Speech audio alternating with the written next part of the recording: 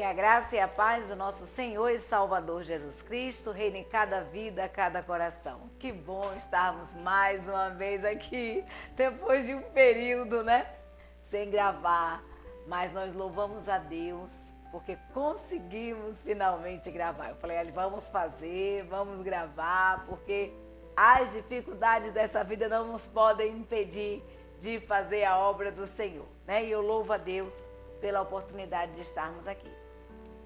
É muito bom. E como todo sábado nós trazemos um artigo da revista Visão Missionária. Já estamos no primeiro trimestre de 2025, já o finalzinho, já chegando aí em fevereiro, final de fevereiro.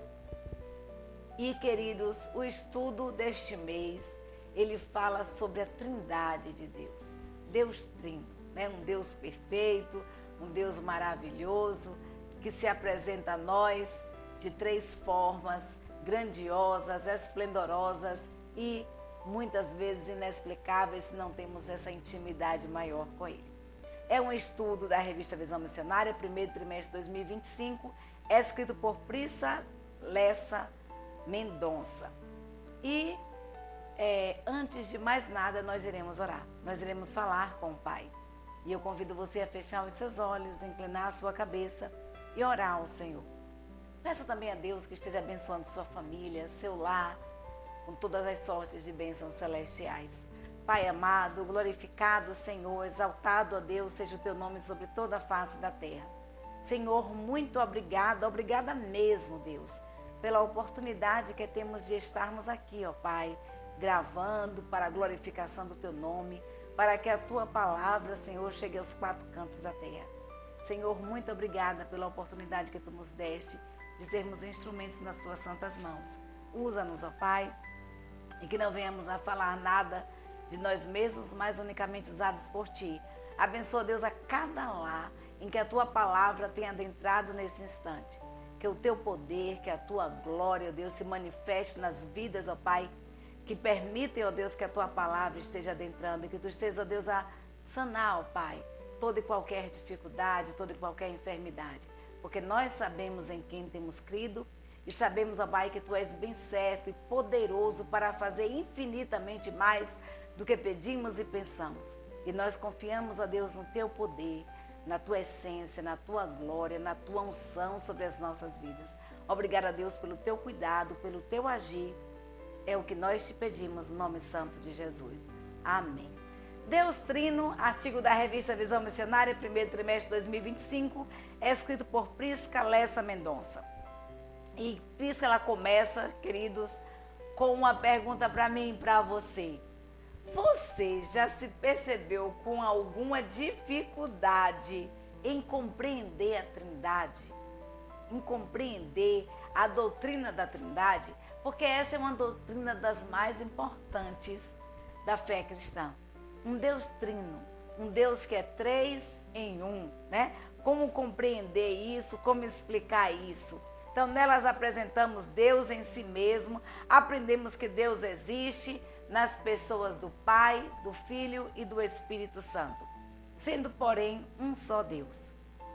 Conhecer a Trindade de Deus é conhecer a Deus, o Deus eterno, o Deus pessoal, de pessoal beleza, interesse, poder e fascínio infinitos. A Trindade de Deus se pode conhecer e para sempre crescer em conhecimento. Porque, queridos, nós não temos como explicar um Deus tão grande, tão maravilhoso, tão poderoso, que se apresenta de forma tão esplendorosa para nós.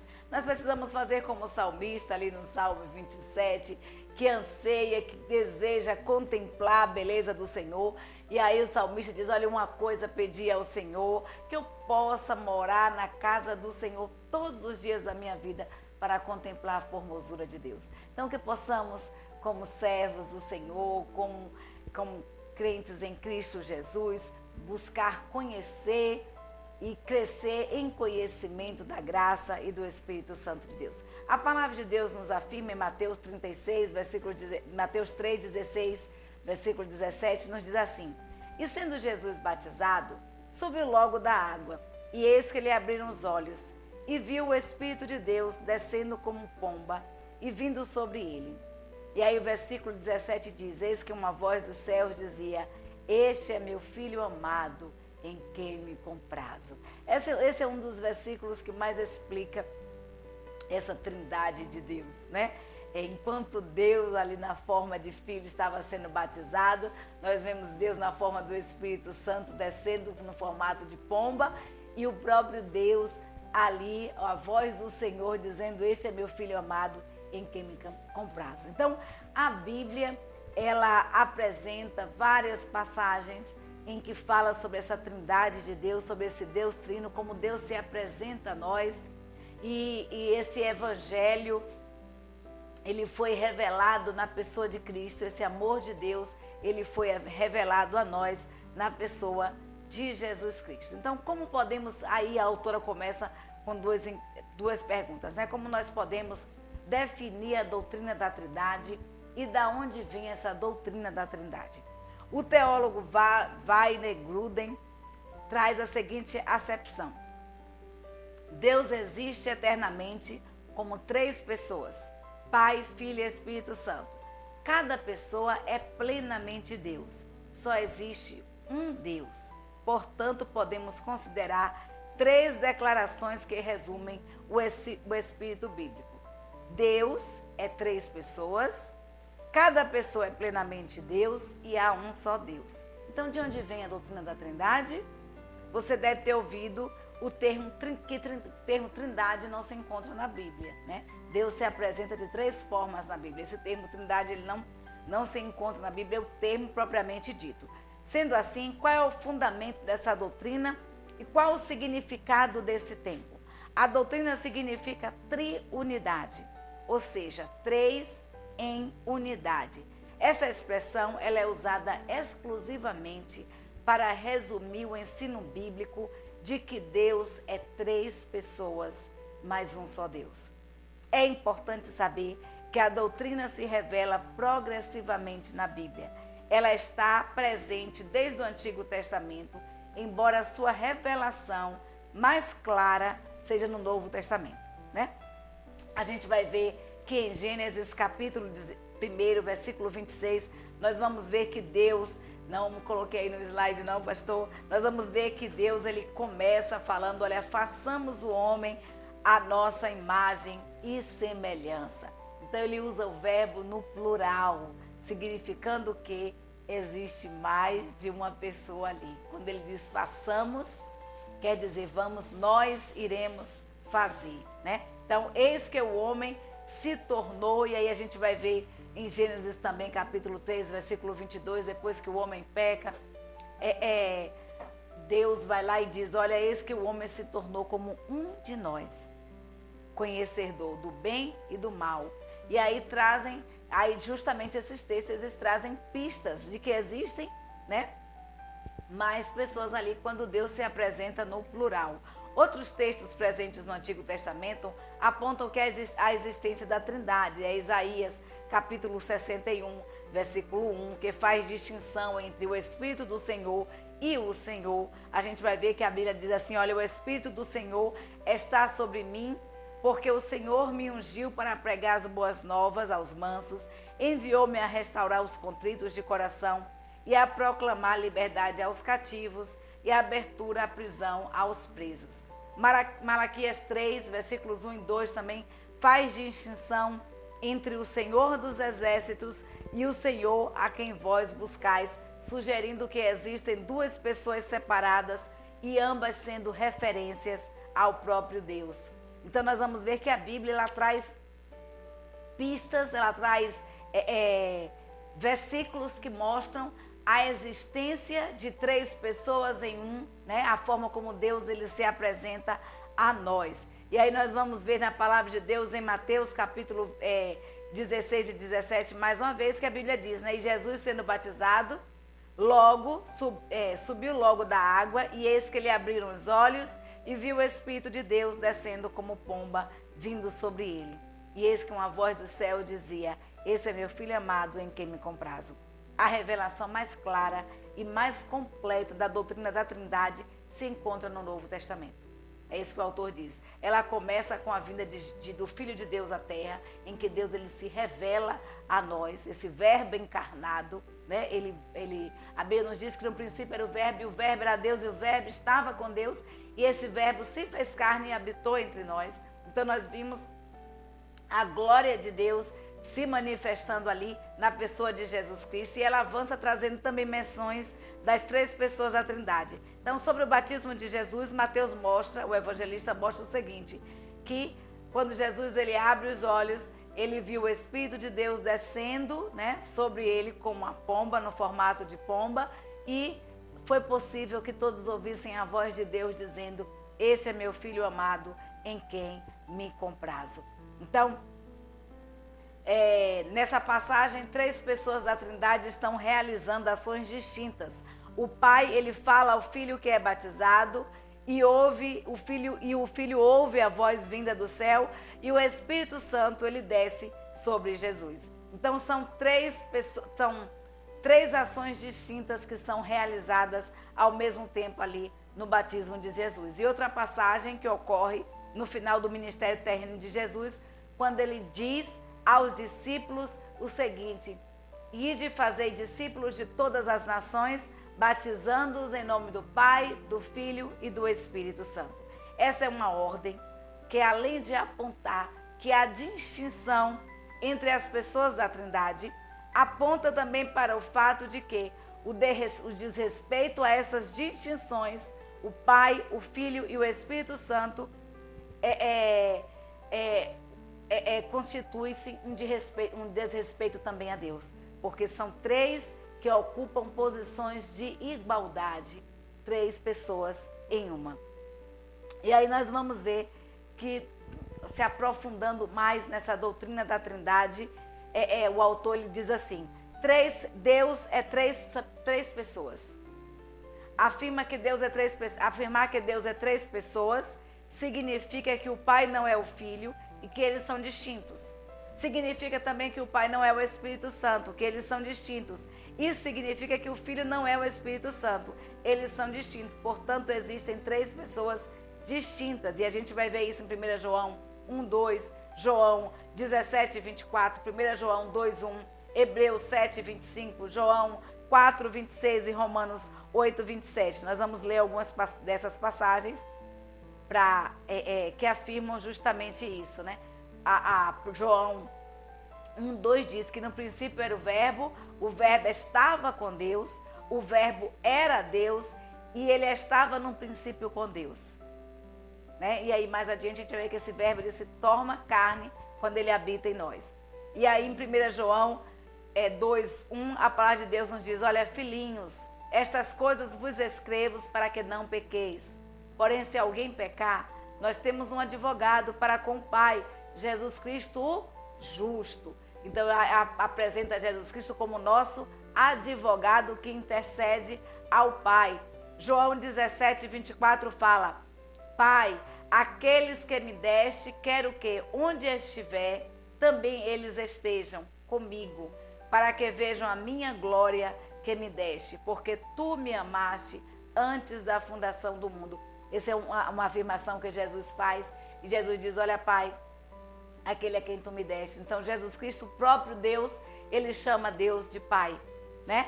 E ele diz: aquele que tu me destes, eu quero também que estejam comigo aonde eu estiver. E aí nós vamos ver em Hebreus 7:25 que a palavra de Deus nos diz: portanto, pode também salvar perfeitamente os que por ele se chegam a Deus, vivendo sempre para interceder por eles.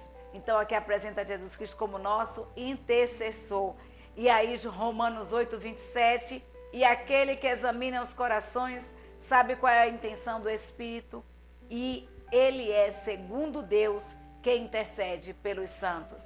João 14:26 diz: mas aquele Consolador, o Espírito Santo, que o Pai enviará em meu nome, esse vos ensinará todas as coisas e vos fará lembrar de tudo quanto vos tenho dito. Então, Jesus Cristo, ele afirmando ali aos seus discípulos, diz: olha, eu vou para o Pai, mas eu não vou deixar vocês órfãos, não vou deixar vocês sozinhos, eu vou deixar com vocês o Espírito de Deus. eu vou deixar com vocês o meu Espírito. E aí ele diz, olha, e ele apresenta esse Espírito como o quê? Como o nosso Consolador. Então a Bíblia apresenta Jesus Cristo como nosso intercessor, o Espírito de Deus como nosso Consolador, aquele também que convence o homem do pecado, da justiça e do juízo. Essa é a função do Espírito Santo de Deus. Jesus Cristo, a ponte que nos leva a Deus, o nosso intercessor, aquele pelo qual nós podemos trilhar, aquele caminho pelo qual podemos trilhar e chegar até Deus, tem a sua função específica, e nós vamos ver o próprio Deus, que nos amou de tal maneira, que deu o seu único filho para morrer na cruz em nosso lugar. E aí nós vamos ver em Gênesis capítulo 1, que diz que no princípio Deus criou os céus e a terra. E aí João 1, de 1 a 4 diz, olha, no princípio era o verbo, e o verbo estava com Deus, e o verbo era Deus, ele estava no princípio com Deus, todas as coisas foram feitas por ele, e sem ele nada do que foi feito se fez.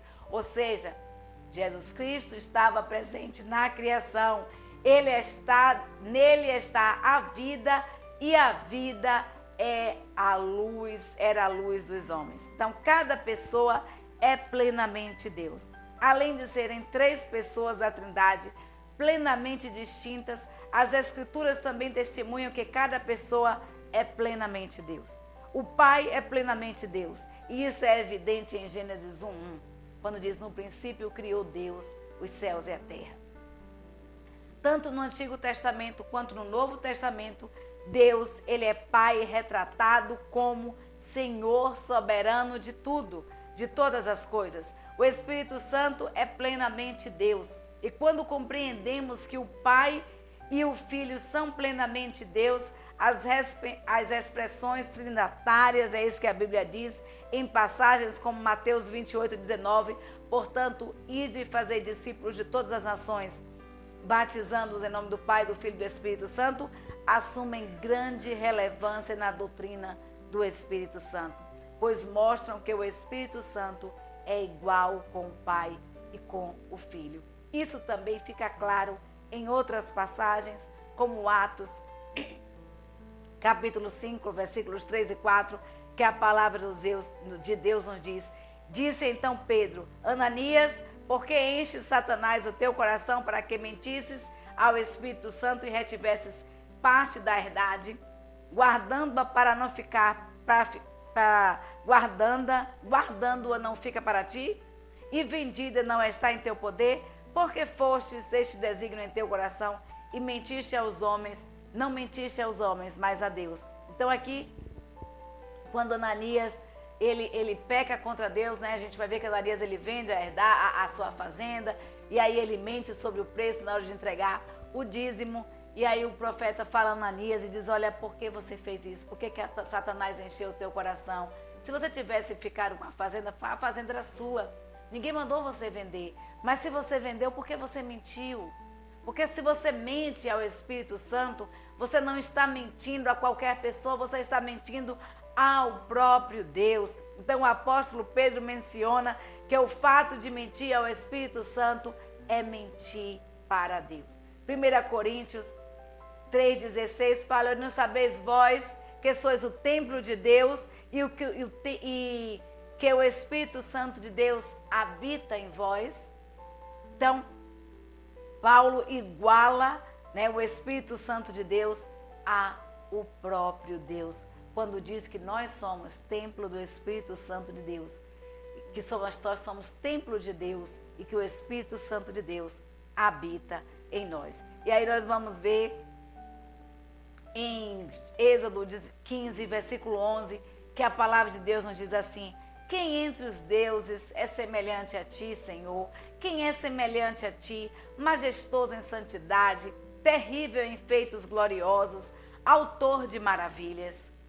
1 Reis 8, 6, 60 nos afirma para que todos os povos da terra saibam que o Senhor é Deus e não há outro. Só há um Deus. Só há um Deus. As Escrituras não deixam dúvidas de que só existe um Deus. Não se trata de três deuses, mas um único Deus que se revela em nós em três pessoas distintas, em essência, em sua natureza essencial. Conversando com o gatinho hoje, né, eu falei assim, amor, como explicar essa trindade de Deus que muitas vezes nos pega, né? E aí ele fala assim, Paula, Deus é inexplicável.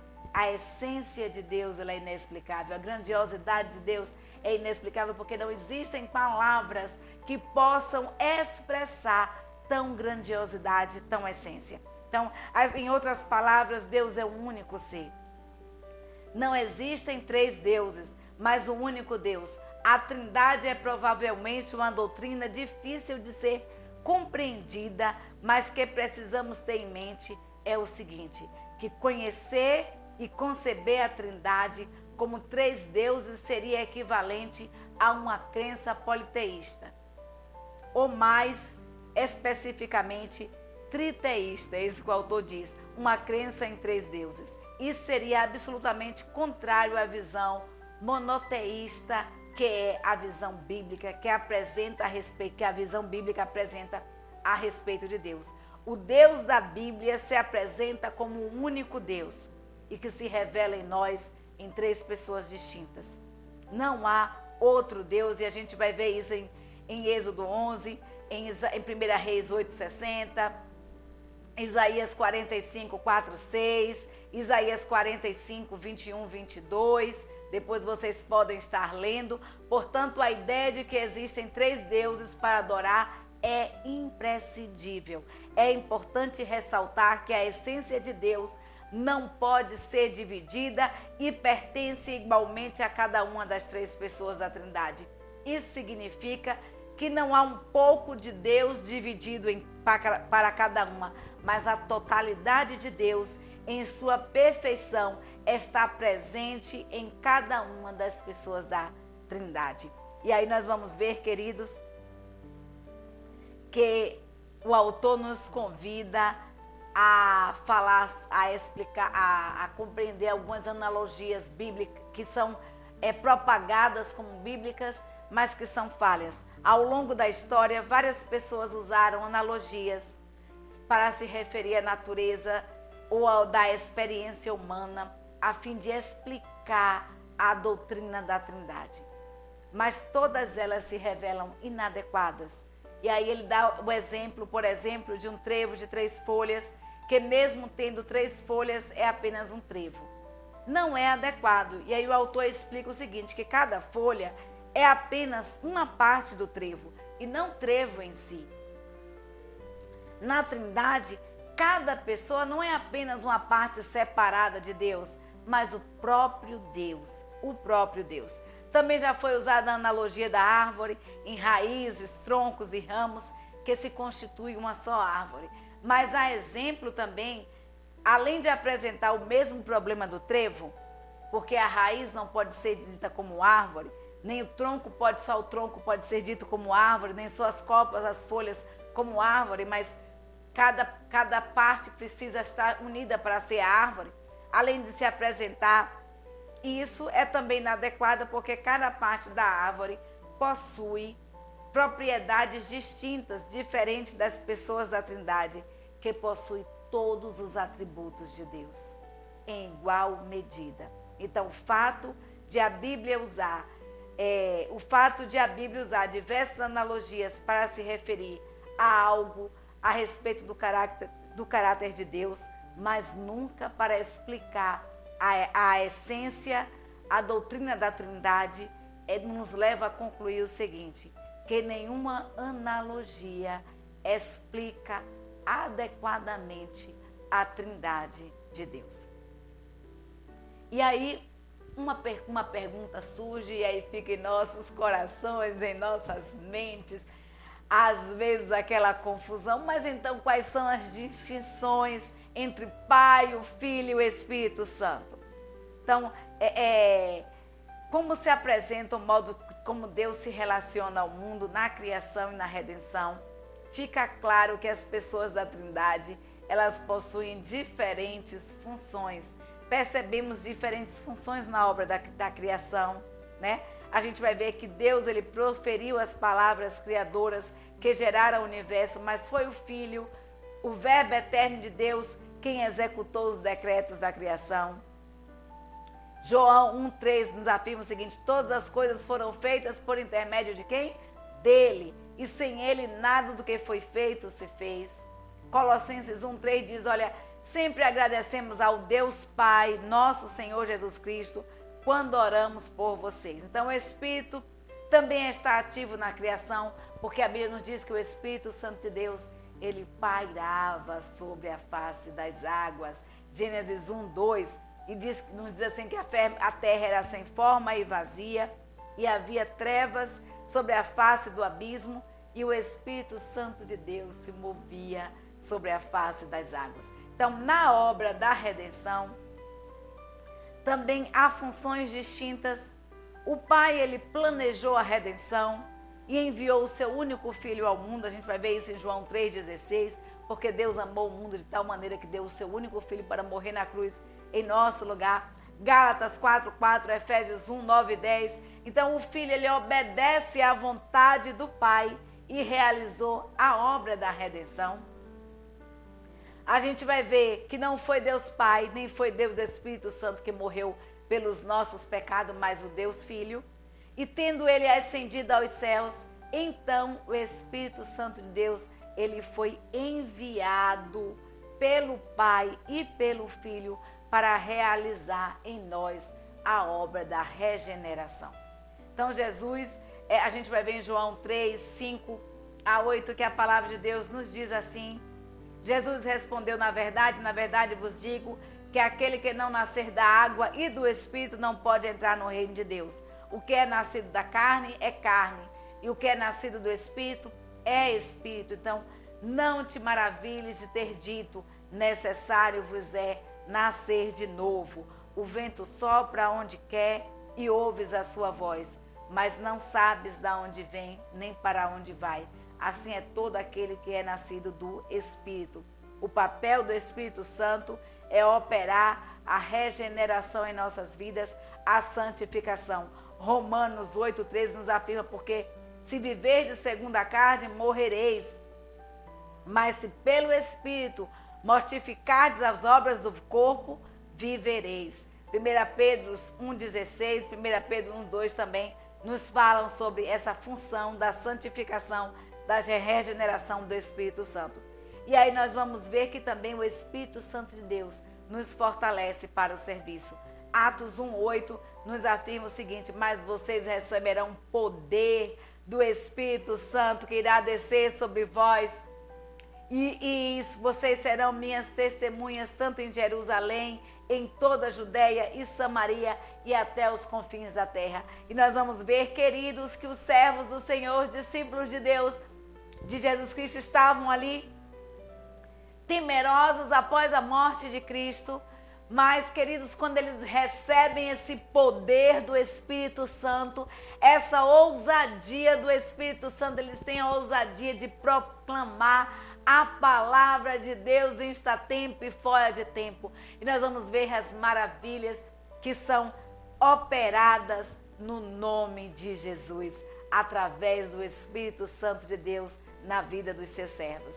Então, em geral, pode-se dizer que a obra do Espírito Santo é levar a cabo a obra planejada de Deus, iniciada por Deus, Filho, e levada, a obra do Espírito Santo agora é dar continuidade a essa obra iniciada por Deus, né? Iniciada, planejada por Deus, iniciada pelo Deus Filho e dada continuidade pelo Deus Espírito Santo. Portanto, embora as pessoas da Trindade sejam iguais em todos os atributos, elas se diferem em suas relações com a criação.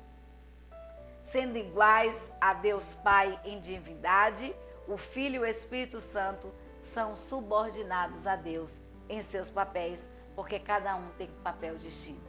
Então, é uma doutrina realmente difícil, mas que é muito difícil explicar essa maravilhosidade de Deus. Então, o que eu deixo para vocês está em Isaías, capítulo 45, versículo 5, que isso só nos basta. Eu sou o Senhor e não há outro. Fora de mim não há Deus. eu te cingirei e tu, ainda que tu não me conheças, eu te cingirei, ainda que tu não me conheças.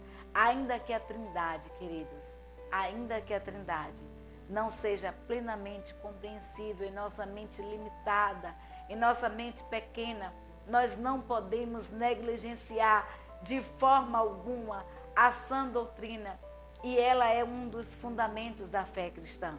A doutrina da Trindade não nos foi revelada para deixar as nossas mentes confusas, ou apenas para ser um mero conhecimento sistemático.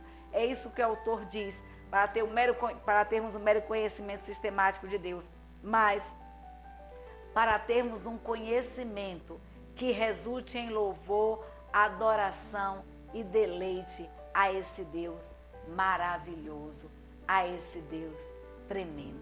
Então guarde isso no seu coração. O Senhor é o grande eu sou. Não há outro fora do eu sou. Não há outro fora de Deus. Não há outro Deus. E mesmo que você não conheça, em toda você não consiga compreender, esse Deus, ele opera maravilhas em nossas vidas. Então que Deus te abençoe. Que Deus abençoe o seu lar. Que Deus abençoe a sua vida, o seu ministério, a sua família. Que Deus te sustente em glória, que o Espírito Santo de Deus esteja trabalhando no seu coração, na sua vida e esclarecendo aquilo que ficou incompreendido. Que Deus te conceda inúmeras bênçãos esta semana e uma semana de paz. Um beijo e um cheiro no seu coração. Muito obrigada, sim, a você que nos assiste. Muito obrigada a você que se inscreveu no canal. Olha, glória a Deus, estamos com bastante inscritos, mas se inscreva, compartilhe para que a palavra do Senhor esteja alcançando vidas. Um beijo e um cheiro no seu coração e uma semana de paz.